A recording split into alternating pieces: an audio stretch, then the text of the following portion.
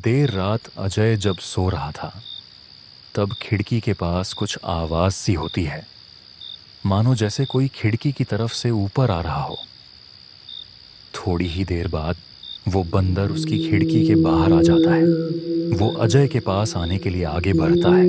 इस बार उस बंदर के चेहरे पर एक अलग सी हंसी थी, मानो बरसों की तमन्ना आज पूरी हो गई हो।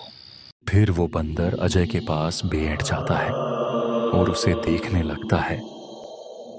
वो बंदर अपना हाथ अजय के सिर पर रखता है और कुछ मंत्र जाप करता है।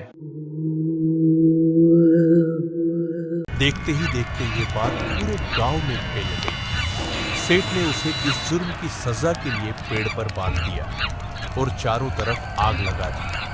बंदर रोता बिलखता रहा, पर किसी ने उसकी मदद नहीं की। देखते ही देखते बंदर की मौत हो गई। सेठ की मोहब्बत कब उस बंदर के लिए गुस्से में बदल गई, पता न चला। गर्मियों का समय था। रमेश का ट्रांसफर शहर से दूर एक छोटे से गांव मायापुर डराब में हुआ था। रमेश एक स्कूल टीचर थे। शहर में ऊंची शिक्षा लेने के कारण उन्हें गांव के स्कूल में आते ही नौकरी मिल गई। नौकरी मिलते ही रमेश ने गांव से थोड़ा दूर एक घर खरीद लिया। वह घर काफी बड़ा था और चारों ओर से घने जंगलों से घिरा था।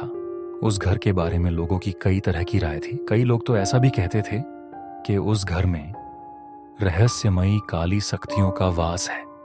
खैर, रमेश इन सब बातों को नहीं मानता था। उसने इन बातों को ज्यादा तवज्जो नहीं दी। रमेश का एक 10 साल का बच्चा था। वो काफी नटखट और खुशनुमा बच्चा था। घर के पास ही एक पुराना कुआं था, जिसके चारों ओर रक्षा धागा बांधा हुआ था। गांव वालों ने रमेश को चेतावनी दी थी कि रात में उस कुएं के पास मत जाना, लेकिन जब कारण पूछा गया तो सब चुप हो गए।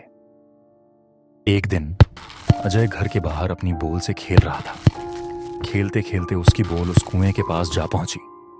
हे भगवान, ये क्या हो गया? बॉल तो उस कुएं के पास चली गई।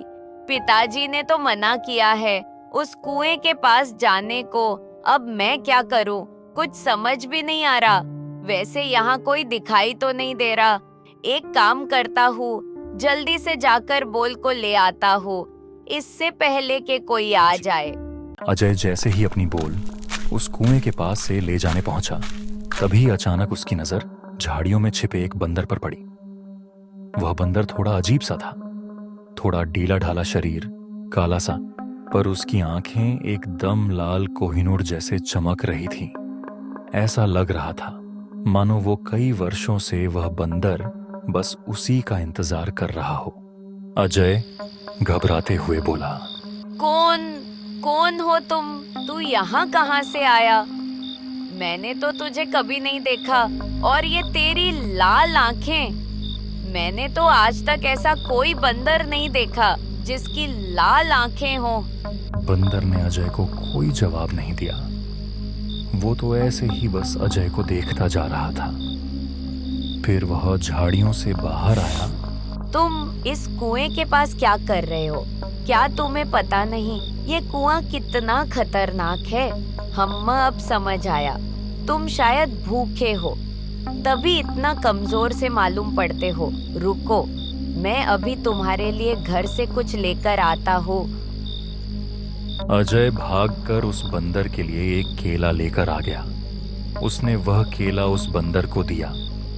उस पल भी न जाने क्यों वो बंदर बस अजय को घूरता ही जा रहा था, मानो अजय से उसका कोई पुराना नाता हो।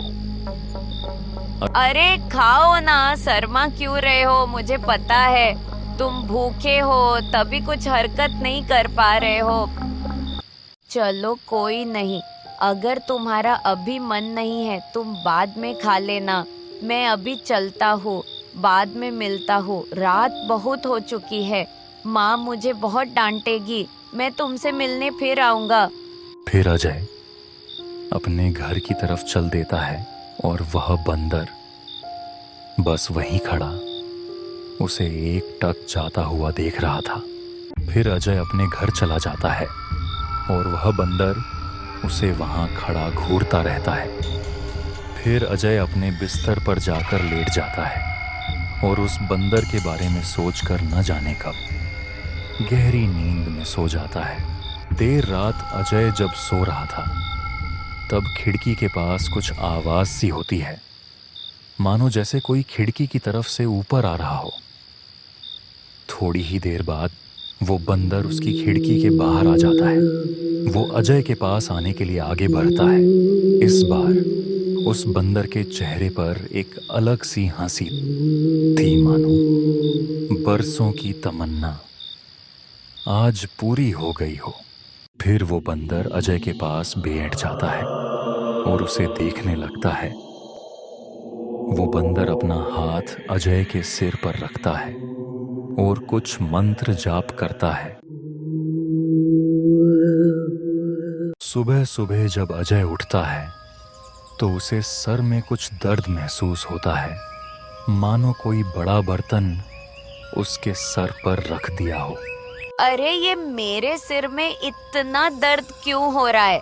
अब तो मैंने बाहर का खाना भी छोड़ दिया है।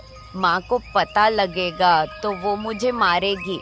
इतने में उसकी माँ उसके कमरे में आ जाती है और उससे कहती है, क्यों रे अजय, सारा दिन खेल कूद उठ पटांग में लगा रहता है। सारा दिन मौज मस्ती और कुछ काम नहीं है।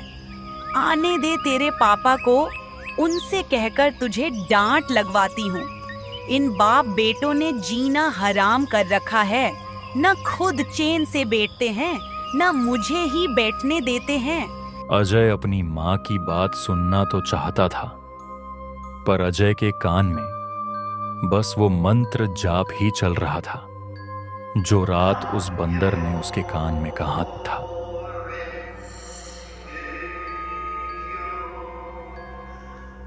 मेरी बात सुन भी रहा तू, या मैं पागल हूँ जो इतनी देर से बोल रही हूँ?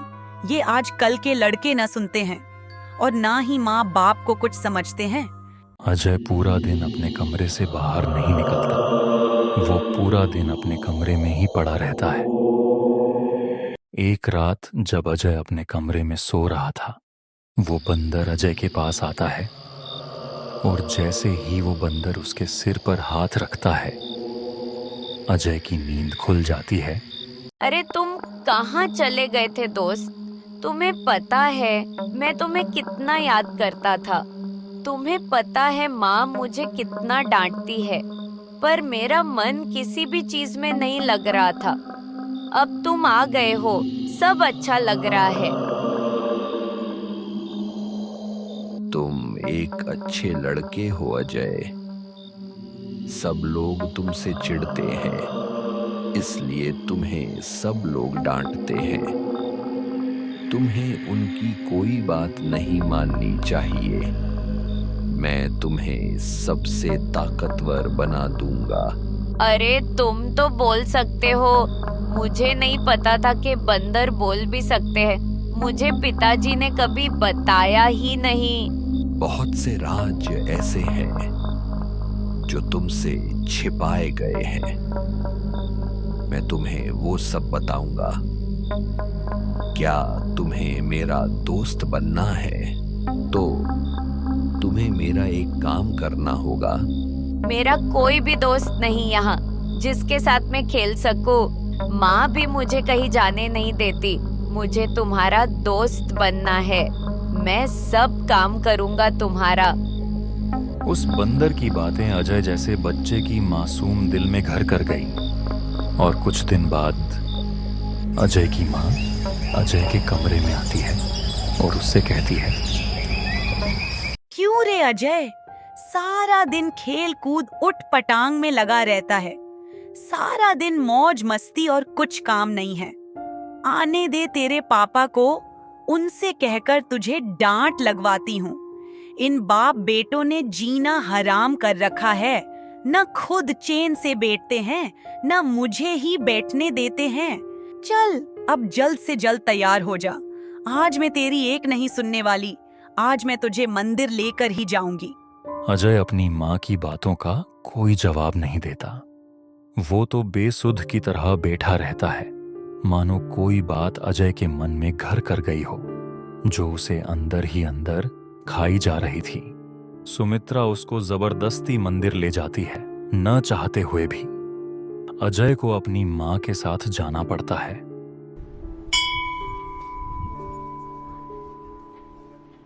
नमस्ते पंडित जी, कैसे हो आप? क्या हुआ अजय बेटा, आज हमसे बात नहीं करोगे क्या? हुआ क्या है इसे?